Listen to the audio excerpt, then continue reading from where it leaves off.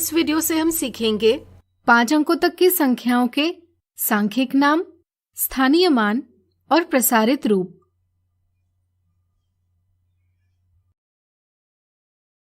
संख्याएं हमारे लिए बहुत महत्वपूर्ण हैं। हमारे जीवन में ऐसी कई स्थितियां आती हैं जहां हम संख्याओं का प्रयोग करते हैं, जैसे गिनती के लिए, मापने के लिए, लेबल लगाने के लिए, समय दर्शाने के लिए और कई सारे। हम अंकों का प्रयोग कर कोई भी संख्या बना सकते हैं, जैसे किसी कक्षा में विद्यार्थियों की संख्या,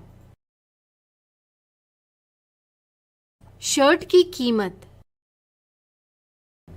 कंप्यूटर का मूल्य आदि। किसी संख्या को अंकों के रूप में व्यक्त करना कहलाता है संख्यांक यानी न्यूमरल। छोटी संख्याओं को आसानी से पढ़ा जा सकता है, लेकिन बड़ी संख्या को पढ़ पाना मुश्किल होता है। संख्याओं को आसानी से पढ़ने के लिए हम सूचकों यानी इंडिकेटर्स का प्रयोग करते हैं। सूचक दाएं से बाएं लिखे जाते हैं।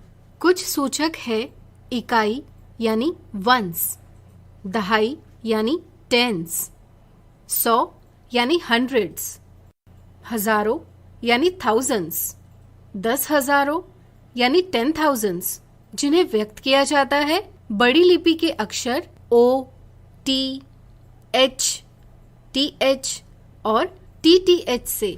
इस संख्या को शब्दों में व्यक्त किया जाता है 56,423। जब भी संख्यांकों को लिखा जाता है, साधारणतः इनको बिना सूचकों के लिखा जाता है। ऐसे में बड़ी संख्याओं को पढ़ने और लिखने में कठिनाई उत्पन्न होती है। इस कठिनाई को आसान बनाने के लिए अल्प विराम यानी कॉमा सहायता प्रदान करते हैं।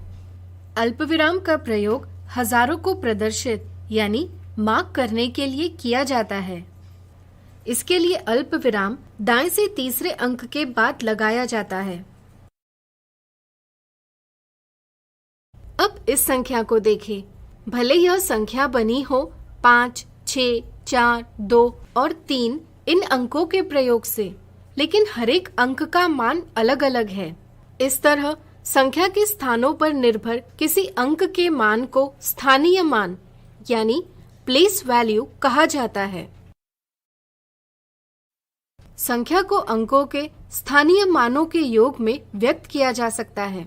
इन संख्याओं को इस तरह प्रसारित यानी एक्सपांड भी किया जा सकता है। इसे संख्या का प्रसारित रूप यानी एक्सपांडेड फॉर्म कहा जाता है। इस तरह से हमने इसके प्रत्येक अंक का मूल्य दिखाने के लिए संख्या का प्रसारण किया है। इस रूप से यह पता किया जा सकता है कि इस संख्या में 5 10,000 के समूह हैं, 6 1000 के समूह है, 4 100 के समूह है और 2 10 के समूह है और 3 इकाइयां हैं। कई सारे चिन्हों और संख्याओं को देख यहाँ कौन सी संक्रिया पहले करें, यह उलझन जरूर उत्पन्न होती है। इसे दूर करने के लिए कोष्ठकों का प्रयोग एक महत्वपूर्ण साधन है। यहाँ गुणन की संक्रिया पहले की जानी चाहिए। यह समझने के लिए हम गुणन की संक्रिया को कोष्ठकों में व्यक्त करेंगे। आज हमने सीखा 5 अंकों तक की संख्याओं के सांख्यिक नाम, स्थानीय मान और प्रसारित रूप।